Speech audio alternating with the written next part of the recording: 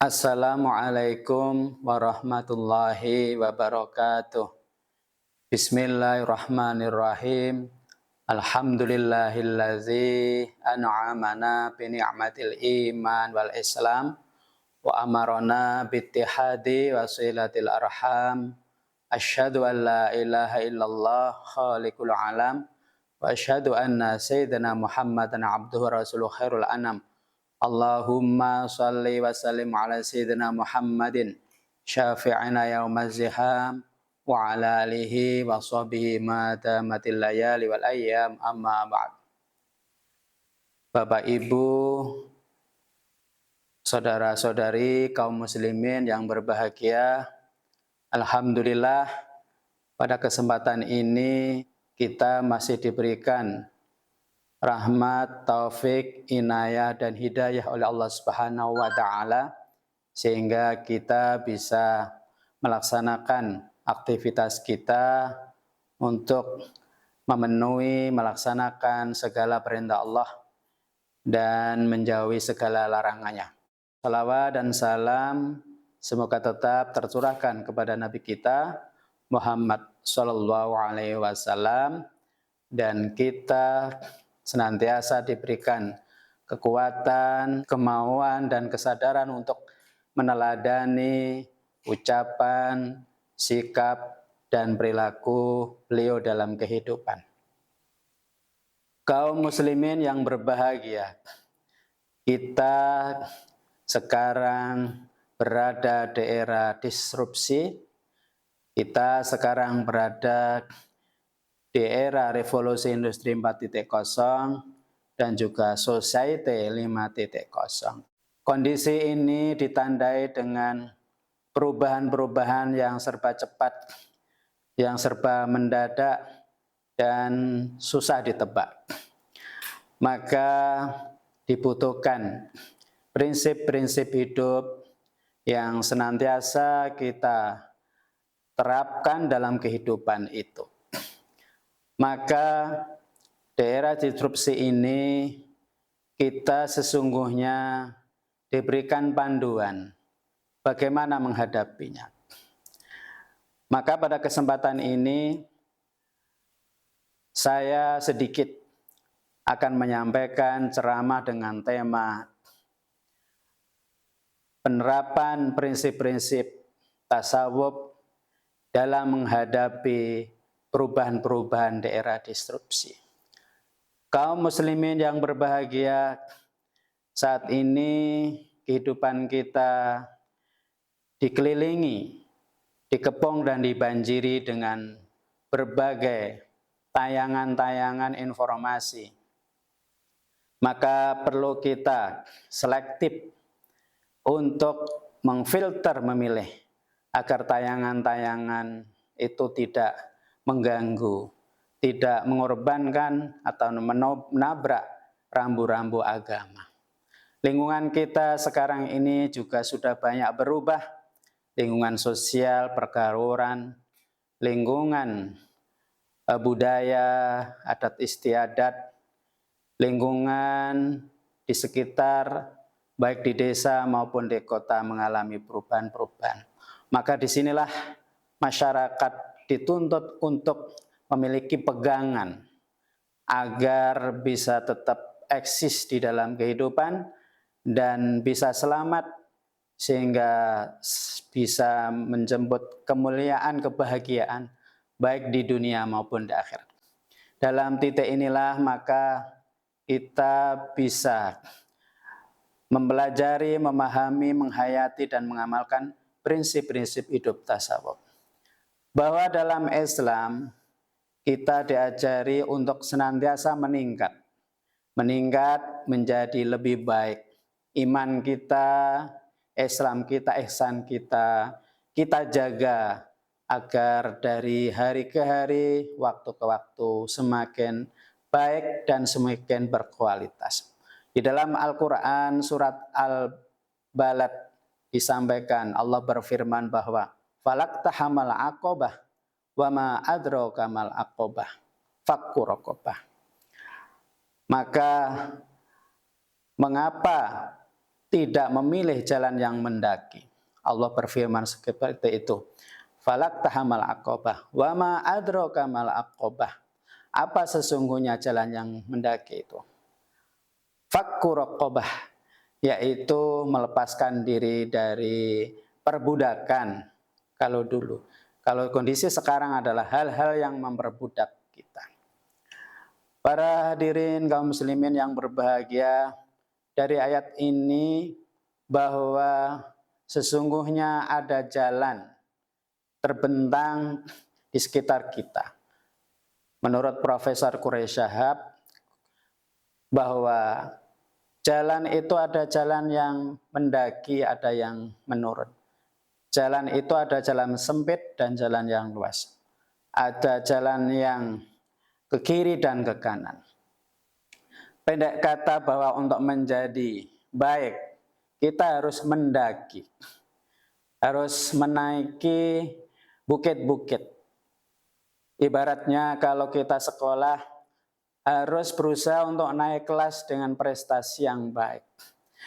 Disinilah maka untuk kerohanian atau spiritual perlu usaha keras kita untuk mendaki,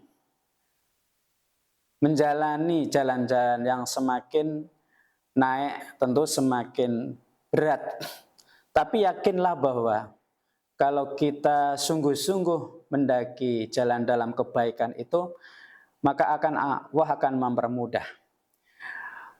Awalnya memang susah, dapat dicontohkan misalnya ketika kita ingin rajin sholat berjamaah di masjid.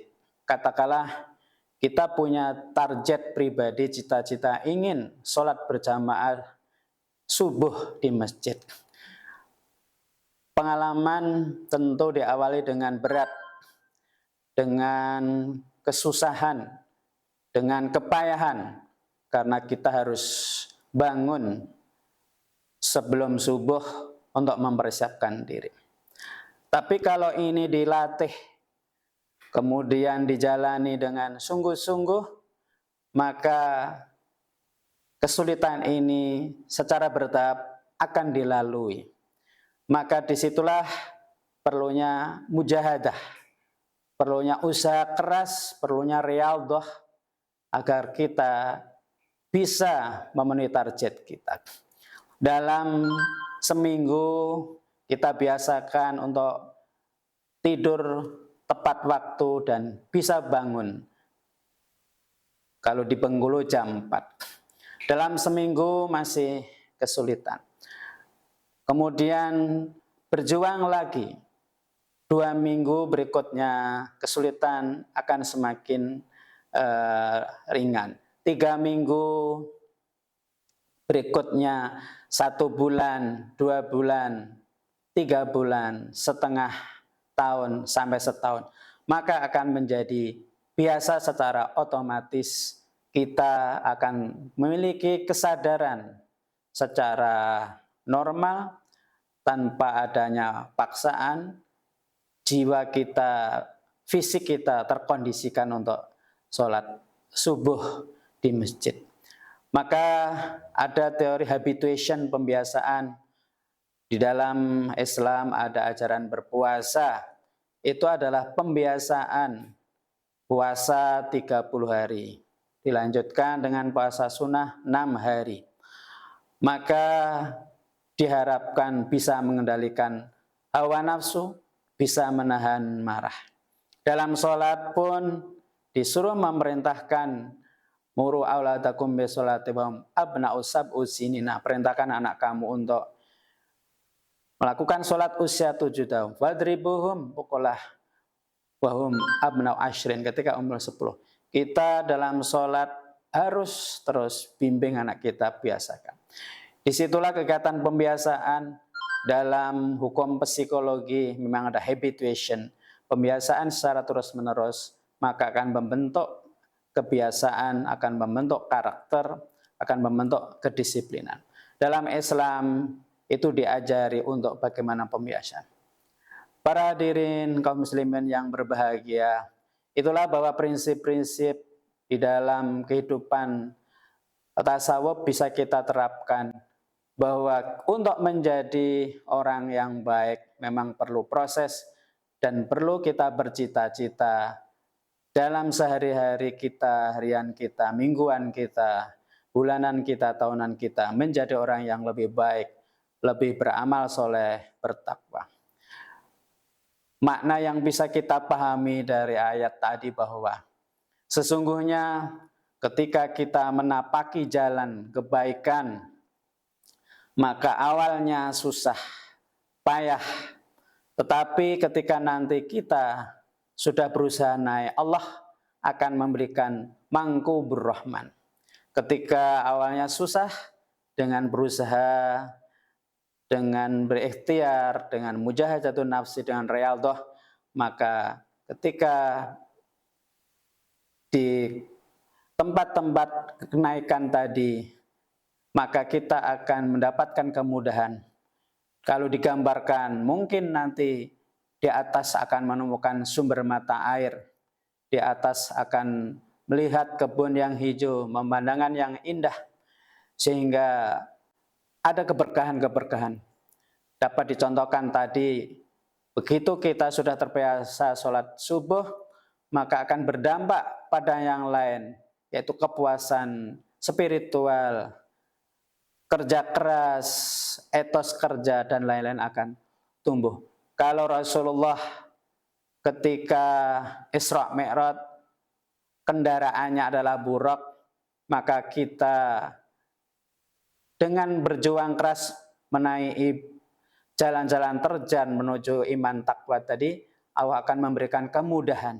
Awalnya payah, maka akan mendapatkan kemudahan-kemudahan.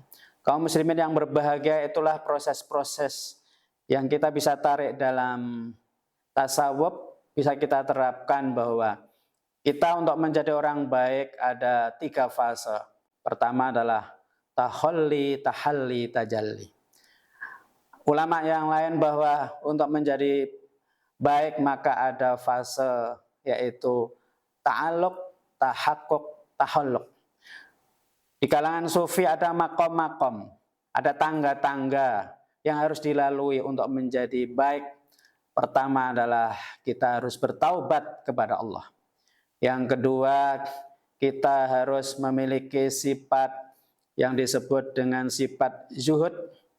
Kemudian kita harus memiliki sifat wara', kita harus memiliki sifat al-fikr, yaitu kesederhanaan. Kita berikutnya makomnya adalah sifat sabar, makom berikutnya ada sifat tawakal, sampai punyanya kita memiliki sifat ridho. Itu adalah makom-makom, tangga-tangga harus kita lalui. Sehingga kalau kita sudah mencapai makom yang tertinggi yaitu makom ridho, maka segala yang kita lakukan adalah liridhoillah, mencari ridho Allah Subhanahu wa Ta'ala. Kaum muslimin yang berbahagia, demikian yang bisa saya sampaikan. Mohon maaf apabila ada kesalahan dan ada kebaikan adalah dari Allah. Selamat memperingati Maulid Nabi sallallahu alaihi wasallam pada tahun ini. Mudah-mudahan kita bisa meneladani sifat-sifat baik Rasulullah. Kita tutup. Wassalamualaikum warahmatullahi wabarakatuh.